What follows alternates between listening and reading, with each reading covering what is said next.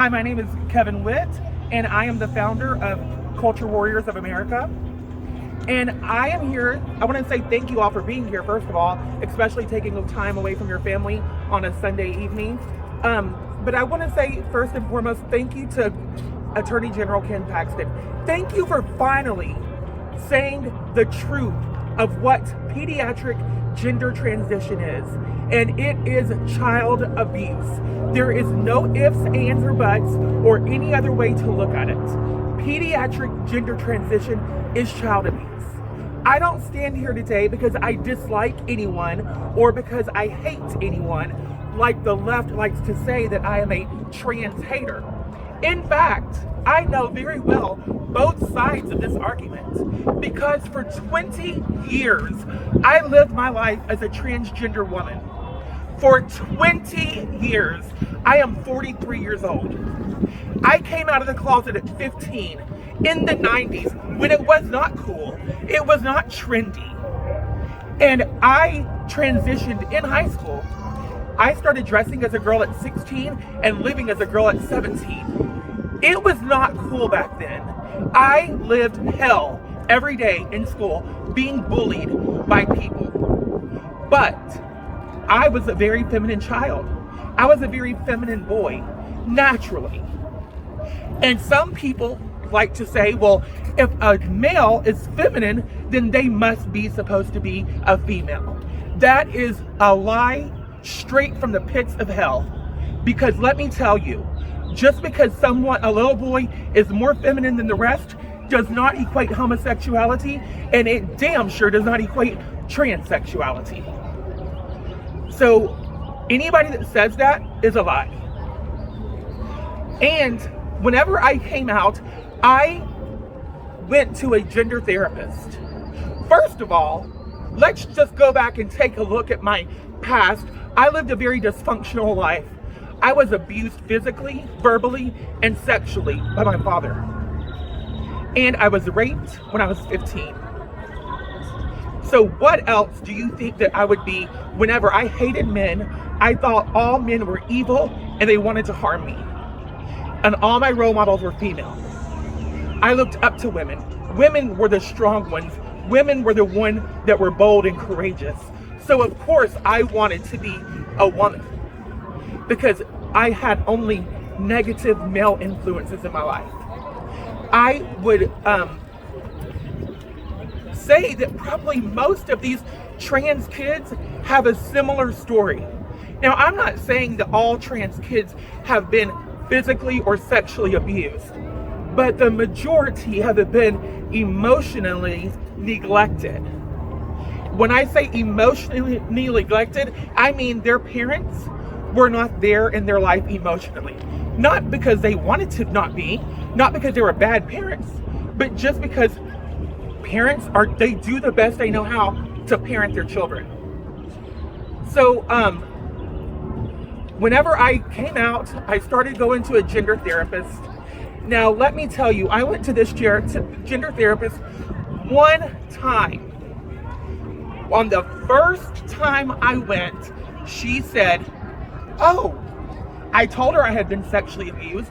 I told her all of the things that I grew up with. What did she say? Well, you know what's wrong with you? You were supposed to be born a woman. Look at you. You look so pretty and passable, blah, blah, blah. And so I was like, oh my God. That's what's wrong with me. My whole life, that is what has been wrong with me. I was supposed to be born a woman. But that's not the truth. See, these therapists, these gender therapists are taught in school to give affirmative care, and that is it. When a child goes to them with gender dysphoria or with gender confusion, they are to affirm the child, tell them that they are gender confused, and that they have gender dysphoria. So I was diagnosed with gender dysphoria, and I lived it. I know what it's like. So I know what these kids are going through. And all I'm saying, and all I have ever said is wait until you're at least 18. Preferably, I would prefer 25 because the frontal lobe is not finished developing until you're 25, but at least 18. This is lifelong consequences that you're making at such a young age. The left will lie to you and say puberty blockers and all these surgeries and all this stuff, it all can be reversed. No, it cannot. When you take puberty blockers as a man, you are chemically castrating yourself. So, I mean, I'm not going to get into detail about what that is, but just use your imagination.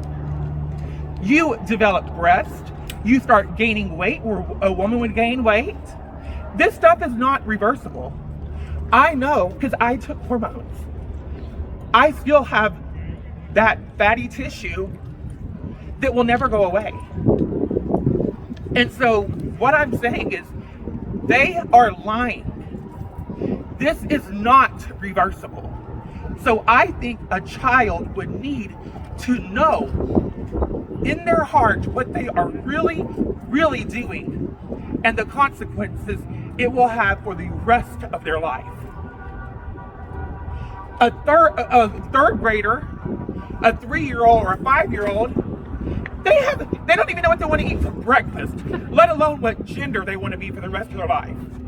And mind you, I will say, there are 2 genders, not 85, not 95, not whatever number the left wants to tell you. Men have penises and women have vaginas, and that is just it. And so, if there is a man that dresses as a female, but he has a penis, guess what? He's still a female, a man. Even though he may look like a female, he is a man. His DNA will always be male, and that cannot change, and vice versa. So let's start living in reality. And the reality is there's 2 genders. You cannot change your gender. You cannot change your DNA, and that is it. And I love the gay community. I love the trans community. I do what I do because of the love I have for them, because I want them to be set free. I know that the life that they're living is not what God has called them to do, not the life that God has for them. And just like I've been set free, they can too. Thank you guys for being here.